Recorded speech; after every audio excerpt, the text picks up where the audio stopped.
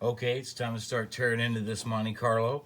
We're going to tune this for some wood track racing, but most of the mods I do will also work on plastic track, of course. It'll make a smoother car, at least I think so. First thing is the chassis. The simple inline chassis, the way Skeletrix designed these chassis now is it's really easy to get some float on this chassis, but I still think you need to do some sanding or radiusing, as we call it, going around the outside and sanding all these edges to give them more clearance against the body. So I've sanded this one here and here, all the way around here and the front as well. I've sanded it to make sure that it clears the body nice and smooth. Second thing I've done at the same time on the body is on the tops of these posts. I've used some 200 grit just to rough it up to show you, but you might want to clean the tops of these posts because when the screw goes in there, comes out of there, there might be some plastic flashing up there, so you want to make sure you just take a couple of passes with some sandpaper and clean the tops of those posts.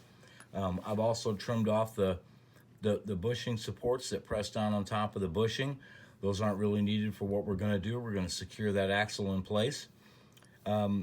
It's not that it was rubbing. I couldn't really prove it, but that motor, the front of the motor, looked like it was real close to the driver here.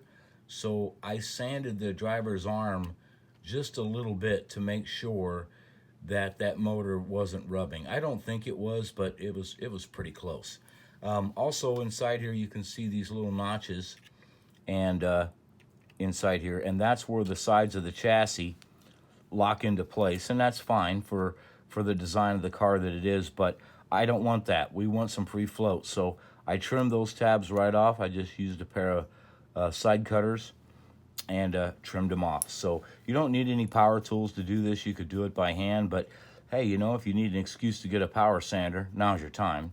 But anyway, I've radiused this whole chassis, so now we'll bring it down here on the body and we'll set it right on here, and it is nice and smooth.